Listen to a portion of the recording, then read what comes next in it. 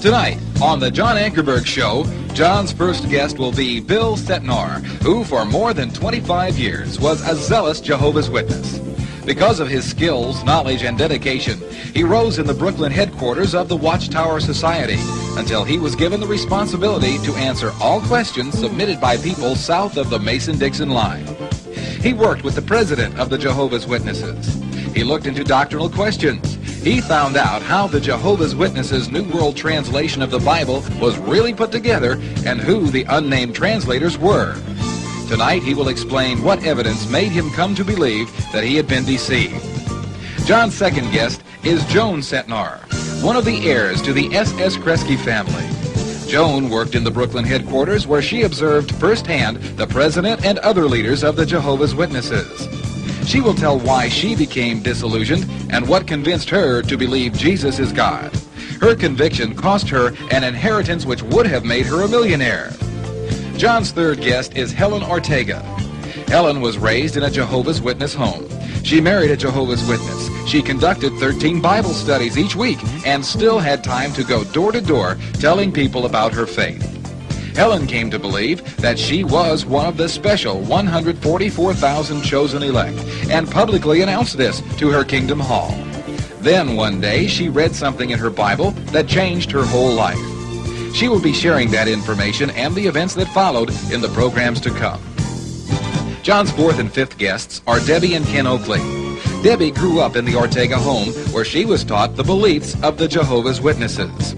She listened to her mother testify of her conviction that she was one of the 144,000 elect. Debbie and Ken married, and Ken became an elder in the local Jehovah's Witness Kingdom Hall. But then one day, Debbie found out that the Watchtower Society leaders had told her husband that he was to disfellowship her mother from the Jehovah's Witnesses Society.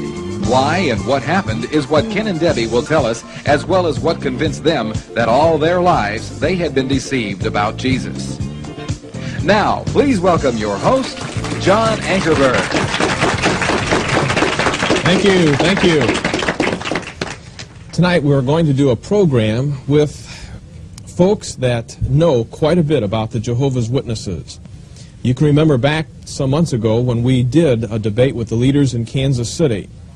Our folks on the platform tonight, they have probably over 100 years of experience with their families included of actually living in the Jehovah's Witnesses doctrine. Some of them have been in the highest echelons of the leadership of the Watchtower Society. And I would like to ask you folks to, in beginning this program, exactly who do the Jehovah's Witnesses claim to be? Jehovah's Witnesses claim to be God's prophet. In the April 1st Watchtower, 1972, of which I have a photo, the question is propounded, who is the Watchtower Bible and Tract Society? And it says, identifying the prophet. They claim to be the prophet of Jehovah God. In other words, what they say comes from God. In fact, the president of Jehovah's Witnesses in a courtroom, when asked who is the editor of the Watchtower magazine, and here we have a photograph of the court transcript, and he says the editor of the Watchtower is Jehovah God. So in other words, that the Watchtower Society is the direct spokesman or spokes organization, if you want, for the very words of God. That's right. That's a lot of authority. That's the highest position a person or an organization can have on earth. How long have they been making that claim? Here is a photo of the first president of Jehovah's Witnesses, Charles Taze Russell, who made it through the 7th grade. And he says that he is the angel of Laodicea, spoken in Revelation, the 3rd chapter. He is God's channel of communication, God's spokesman, and that he is God's prophet, and that he is the faithful and wise servant spoken of in Matthew, the 24th chapter. Jesus merely asked the question, and he volunteered. Did this information, when did the Jehovah's Witnesses actually begin? Jehovah's Witnesses began in 1874 with the announcement that Jesus would be here visibly in 1874. In 1875, Charles Taze Russell was a little upset because Jesus didn't show up when he told him to come. What did he say? So for about 2 years, he didn't know what to say, and then he met a man by the name of Barber. And Mr. Barber, who never studied Greek, told Mr. Russell that there is a word in the Bible, parousia. Now, neither of these men knew anything about Greek, and they were explaining Greek to each other. And they came up with a definition that the word parousia means presence. So that Jesus really did come in 1874, you just can't see him. And so that started the excitement. And the new watchtower that was born in 1879 with the headline, Christ's presence is here. It violates Matthew, the last sentence in Matthew, where Jesus says, I will be with you always. But according to the watchtower, Jesus really did come in 1874, invisibly. Okay, today, are they still making the same claims? I mean, they said they were the spokesperson for God, and they've made some claims that didn't come true. Are they still saying that they are the only ones that have the true religion, the only way to God? Absolutely, they do. What's the evidence that they're saying that? Okay, in the 1965 Watchtower, July 1st, he says, he, that is speaking of God, does not impart his Holy Spirit and an understanding and appreciation of his word apart from his visible organization. So this is the spokespaper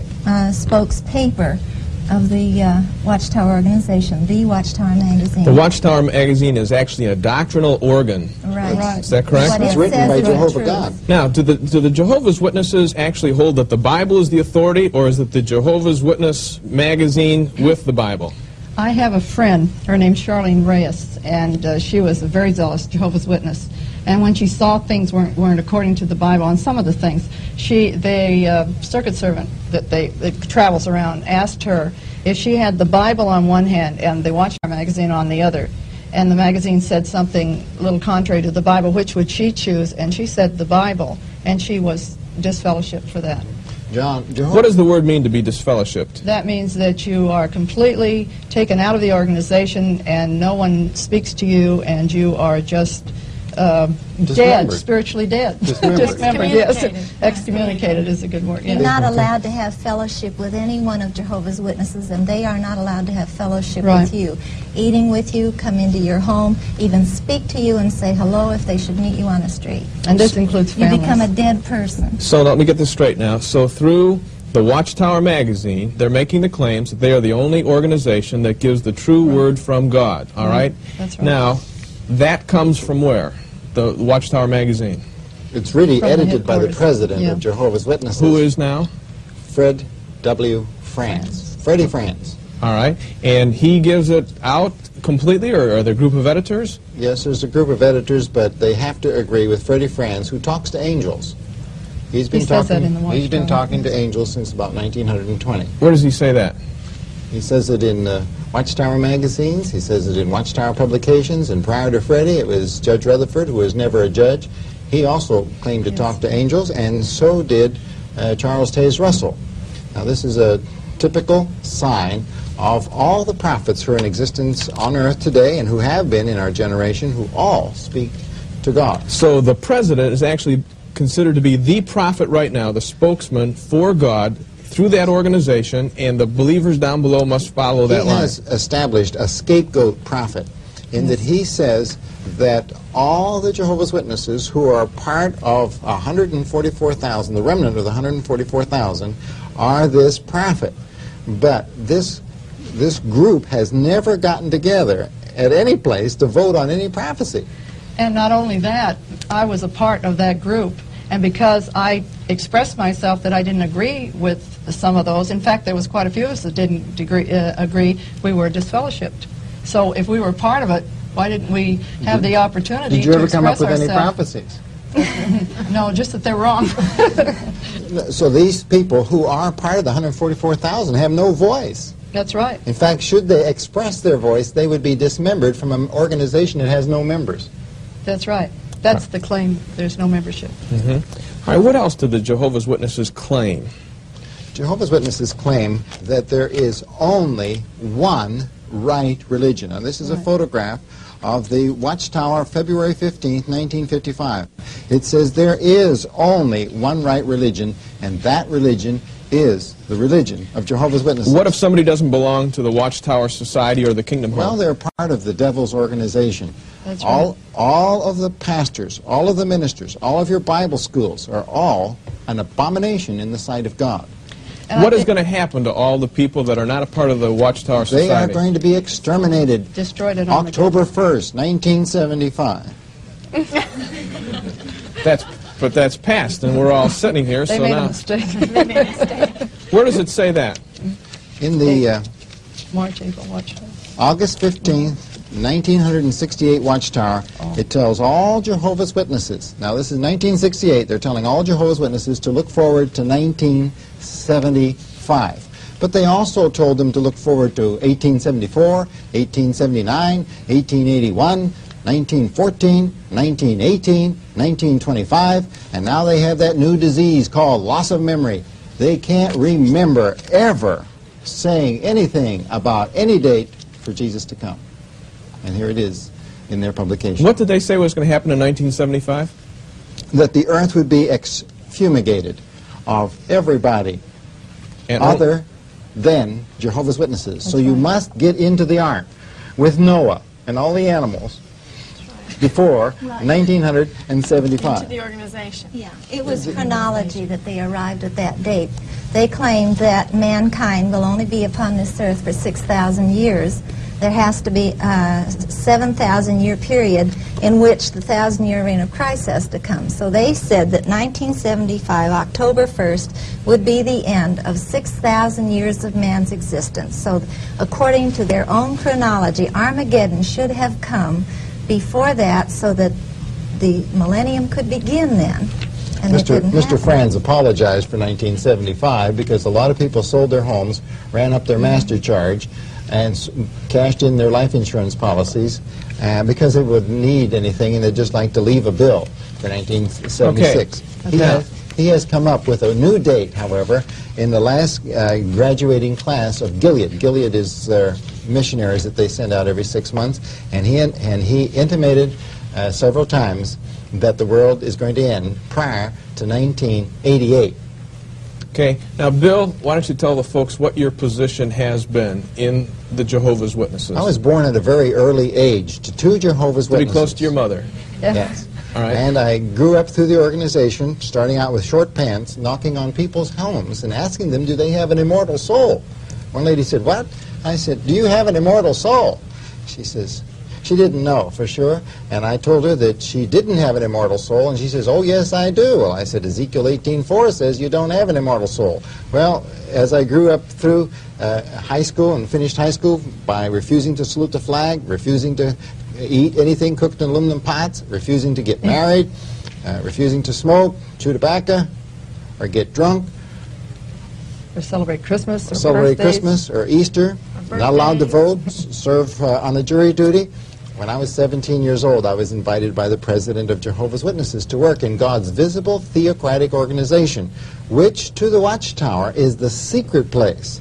In Matthew 24:24, Jesus says that these false prophets will have a secret place. That means that they're going to be able to go to a place so that they could talk to angels to get information, superhuman information.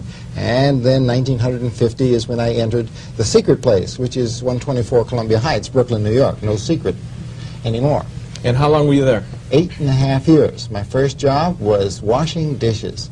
The second one on the next day was being a waiter, handing food to the president of Jehovah's Witnesses, to the legal counsel, making hot coffee. And then within about a year, I was working in the service department. Now, the service department is where you answer questions. My section was Mason-Dixon line south through Texas. That would include Tennessee. So people in this area who would be asking from the kingdom halls questions, or if they were disfellowshipping, someone was disfellowshipped, they had a Supreme Court to go to. I, at the age of 20, was answering marital problems and questions from the headquarters, because information from heaven via angels somehow permeated my brain, went down the spinal column, around the elbow, on my fingertips, through the typewriter.